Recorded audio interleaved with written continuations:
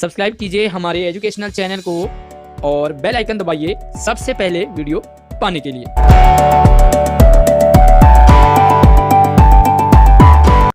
प्यारे बच्चों, स्वागत है आप सभी का आशीष सर के साथ हिंदी ऑनलाइन क्लास में। आज की वर्कशीट क्लास 8 और वर्कशीट नंबर 38 में हम समझने वाले हैं हिंदी व्याकरण के अंतर्गत विलोम शब्द किसे कहते हैं। और काफ़ी सारी जो एक्सरसाइज भी आज की वीडियो में आपको दिए हुए हैं, पूरी एक्सरसाइज आपको एक्सप्लेन करने वाला हूं। पूरी वीडियो ध्यान से देखते रहिए। और आगे बढ़ने से पहले, वर्कशीट शुरू करने से पहले आपने वर्कशीट को, वीडियो को लाइक करना है, अपने दोस्तों को भी क्लास ग्रुप में जरूर शेयर करें। तो चलिए शुरू करते हैं। और वर्कशीट शुरू करने से पहले हम यहाँ पर एक पिक्चर देखते हैं। इस पिक्चर में आप देख रहे हो दो लोग हैं। पहले पिक्चर में ये लड़का दिख रहा होगा और दूसरे पिक्चर में ये आदमी है। ठीक है, तो हम पढ़ रहे हैं विलोम शब्द। ये लड़का कैसा है? छोटा लड़का है, छोटा बच्चा है। और ये आदमी है बड़ा आदमी। तो छोटे का क्या है? बड़ा। विलोम है उल्टा। तो विलोम शब्द कहें, छोटे का क्या होगा? बड़ा होगा। तो बड़े का क्या होगा? छोटा होगा। ठीक है, तो चलिए फिर से वर्कशीट पे देखते हैं कि वर्कशीट क्या कहता है। तो आइए जानते हैं कि एक दूसरे के विपरीत अर्थ प्रकट करने वाले शब्दों के जोड़े को विलोम शब्द कहते हैं। यानी कि विपरीत अर्थ, उल्टा एक दूसरे का, उसे हम विलोम शब्द कहेंगे। जैसे देखो यहाँ पर एग्जांपल है आपके लिए, दिन और रात। तो दिन और रात दोनों एक दूसरे के क्या है? विपरीत हैं, उल्टा अर्थ दे रहे हैं। एक में सूरज रहता है, दूसरे में चांद रहता है। एक में अंधेरा रहता है, दूसरे में उजाला होता है, रात दिन। इसी तरह से सत्य और असत्य, यानी कि सच और झूठ। अब उसी तरह से नया और पुराना। कुछ बर्तन आपके घर में नए होंगे तो कुछ आपके घर में पुराने होंगे। तो ये दोनों क्या है? एक दूसरे के विपरीत अर्थ है, विलोम शब्द हैं। तो चलिए विलोम शब्द का कुछ अभ्यास करते हैं, प्रैक्टिस करेंगे। यहाँ पर आपको फिल इन द ब्लैंक्स दे रखे हैं। फिल इन द ब्लैंक्स हमने फिल करना है विलोम शब्द से। तो यहाँ पर देखो, पहला है, हमें अपनी आय के अनुसार ही डैश करना चाहिए। तो इस डैश में आपने शब्द लिखना है इस आय का विलोम। इसी तरह से यहाँ पर जीवन है, तो जीवन का यहाँ पर विलोम लिखोगे। यहाँ पर युद्ध का विलोम लिखोगे। यहाँ पर अनुकूल का विलोम और यहाँ पर ठंडा का विलोम लिखोगे। तो चलिए यहाँ पर देखो, आय का विलोम होता है व्यय। आय होता है इनकम यानी कि कमाई, और व्यय होता है खर्च करना। ठीक है, पहले वाले में व्यय लिखोगे। दूसरे में देखो, जीवन तथा डैश, तो ईश्वर के हाथ में। तो जीवन क्या है? उसकी, इसका विलोम होगा मृत्यु। ठीक है, ये मरण नहीं लिखोगे आप, यहाँ पर मरण नहीं लिखना है, मृत्यु लिखना है। क्योंकि अगर यहाँ पर जन्म होता तब हम मरण लिखते, लेकिन यहाँ पर है जीवन, तो जीवन का मृत्यु यहाँ पर लिखोगे, मृत्यु। ठीक है, अब तीसरा है, हमें युद्ध की वजह डैश पर विशेष ध्यान देना चाहिए। तो डैश की जगह यहाँ पर आप लिखोगे, युद्ध का उल्टा होता है शांति। ठीक है, शांति प्रिय है। ठीक है, और तीसरे में देखो, जीवन में अनुकूल व डैश परिस्थितियां आती हैं। तो अनुकूल यानी कि जो हमारे अकॉर्डिंग है, और इसका उल्टा होता है प्रतिकूल, जो हमारे अनुसार नहीं है। तो यहाँ पे लिखोगे प्रतिकूल। अब उसके बाद देखो, मुझे ठंडा नहीं बल्कि क्या चाहिए? गर्म। तो ठंडा गर्म आपको पता ही है।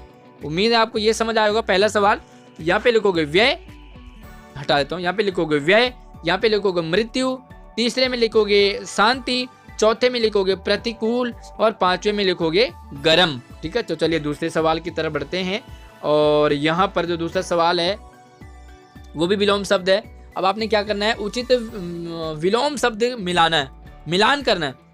तो ये कुछ शब्द हैं, इनके यहाँ पर विलोम है, लेकिन वो सीरियल वाइज नहीं है। अब हमने उन्हें सीरियल वाइज लगाना है, या तो क्रॉस का निशान लगाना है। देखो, आदान, आदान होता है कुछ लेना। तो इसका जो विलोम है वो होगा आपका प्रदान, यानी कि देना। ठीक है, तो आप या तो आप आदान के आगे लिख दो प्रदान, या तो आप जैसे मैं लाइन खींच रहा हूँ वैसे लिखो, आदान प्रदान है। दूसरा देखो, स्वाधीन। स्वाधीन मतलब होता है आज़ाद होना। तो इसका उल्टा होता है पराधीन, यानी कि गुलाम होना। चाहे तो आप इसके आगे लिख दो पराधीन। तीसरा है निंदा। निंदा यानी कि बुराई करना, और इसका उल्टा होता है प्रशंसा, यानी कि तारीफ करना। आप किसी की निंदा कर रहे हो, बुराई कर रहे हो, या प्रशंसा कर रहे हो, उसकी तारीफ कर रहे हो। तीसरा देखो, स्वदेश यानी कि अपना देश, और इसका उल्टा होता है विदेश, यानी कि अपना देश नहीं है तो दूसरा देश है। सज्जन, अच्छा आदमी, और इसका लिखोगे दर्जन नहीं, ये मिसप्रिंट हो रखा है, यहाँ पर आप ऊ की मात्रा लगाओगे दुर्जन। तो दर्जन, सज्जन का दुर्जन, गंदा आदमी।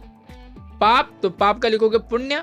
और विस्तृत, एक ही बच्चा है तो विस्तृत यानी कि लंबा चौड़ा, संक्षिप्त यानी कि शॉर्ट। ठीक है, तो आप चाहे तो इस तरह से लिख दो। उम्मीद करूंगा आपको दूसरा सवाल भी समझ आ गया होगा। चलिए तीसरे सवाल की तरफ बढ़ते हैं।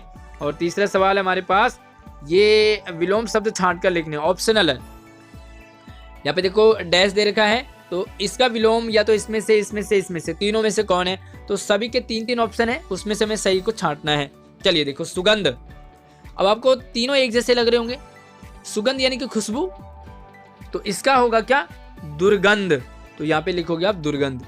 देखो खुशबू का होता है बदबू, लेकिन सुगंध का होगा दुर्गंध। हर एक शब्द का विलोम अलग होता है ना। आदर, तो आदर का होता है क्या? निरादर। यहाँ पे लिखोगे निरादर। और अपमान और सम्मान, ये दोनों एक दूसरे के विलोम है। गुण, तो गुण का क्या लिखोगे? अवगुण। यहाँ पे लिखोगे अवगुण। गुण मतलब अच्छे गुण और अवगुण मतलब गंदे गुण। मित्र, तो मित्र यानी कि दोस्त, तो इसका होता है क्या? शत्रु। तो यहाँ पे लिखोगे शत्रु। और 5वां है आय, तो आय का तो ऊपर आ गया है, आय का क्या होता है? व्यय होता है। तो यहाँ पे आप लिखोगे व्यय। तो उम्मीद करूंगा आपको तीसरा सवाल भी समझ आ गया होगा। चलिए मैं एक बार फिर से आपको दिखा देता हूँ। सुगंध का हो गया दुर्गंध, लिखते जाइए। आदर का हो गया निरादर, गुण का हो गया अवगुण, मित्र का हो गया शत्रु, और आय का हो गया व्यय। ठीक है, तो चलिए चौथे सवाल की तरफ बढ़ते हैं। और चौथे सवाल में भी विलोम है। यहाँ पर कितने शब्द है आपके पास? चलिए ये देखो, तो करना क्या है? निम्न शब्दों के विलोम शब्द लिखने। तो यहाँ पर आपको खाली जगह दे रखी है, आपने इनका यहाँ पर विलोम लिखना है। तो चलिए मैं आपको यहाँ पर दिखा देता हूँ। अधिक, पहला शब्द है अधिक, तो इसका क्या होगा? इसका लिखोगे न्यून। लिखते जाइए आप, क्योंकि ये मिटता रहेगा धीरे धीरे। आरंभ है, तो आरंभ का क्या लिखोगे? आरंभ मतलब शुरुआत, तो इसका क्या होगा? अंत। आरंभ का अंत होता है। अमृत का क्या होगा? तो अमृत का लिखोगे आप विष। अमृत विष खेलते हैं ना कोई गेम भी, अमृत विष। आयात यानी कि कोई चीज खरीदना, और इसका उल्टा होता है निर्यात, यानी कि कोई चीज बेचना। ठीक है। जटिल, जटिल यानी कि कठिन, तो इसका क्या होता है? आसान। जटिल का होता है आसान। तो चलिए मैं यहाँ इतने तक लिख लो आप। अधिक का न्यून, आरंभ का अंत, अमृत का विष, आयात का निर्यात, जटिल का आसान। तो चलिए इन्हें मिटा लेता हूं और दूसरे देखते हैं। मधुर, तो मधुर का आप लिखोगे, मधुर मतलब मीठा, कटु मतलब कड़वा। कोई बहुत मधुर बोलते हैं, कोई बहुत कटु बोलते हैं। सजीव, तो आपको पता ही है, सजीव का होता है निर्जीव, और कैसे लिखते हैं? ऐसे, निर्जीव। ठीक है। प्राचीन का लिखोगे क्या? प्राचीन का लिखोगे अर्वाचीन, यानी कि बहुत पुराना। अर्वाचीन का कहते हैं अभी जो नया नया है। और इसका दूसरा भी आप लिख सकते हैं, इसका लिखोगे आधुनिक। दो लिखो इसके, अर्वाचीन या आधुनिक। ठीक है। और नीरस, तो कोई भी चीज है नीरस है, इसका उल्टा क्या होगा? रसीला। ठीक है, रसीला लिखोगे। और सबल का क्या लिखोगे? तो सबल का लिखोगे निर्बल। सबल यानी कि जिसमें बहुत ताकत है, और निर्बल यानी कि जिसमें बल नहीं है। तो चलिए एक बार फिर से मैं आपको दिखा देता हूँ, वैसे आपने लिख लिया होगा, फिर भी आप टैली करते जाइए। पहले में देखो, अधिक का न्यून, आरंभ का अंत, अमृत का विष, आयात का निर्यात, जटिल का आसान, मधुर का कटु, सजीव का निर्जीव। प्राचीन के दो लिखोगे, अर्वाचीन या आधुनिक। नीरस का लिखोगे रशीला, और सबल का लिखोगे निर्बल। तो उम्मीद करूंगा आपको ये सवाल भी समझ आ गया होगा। वीडियो पसंद आया आपको तो वीडियो को लाइक कीजिए, अपने सभी दोस्तों को शेयर कीजिए, और किसी भी टॉपिक में डाउट हो तो मुझसे कमेंट में पूछ सकते हैं। नई वीडियो में नई वर्कशीट में मिलेंगे, तब तक आप हमारे चैनल को सब्सक्राइब कर लीजिए, बेल आइकन दबाइए, ताकि सबसे पहले वीडियो आप तक पहुंचे। धन्यवाद।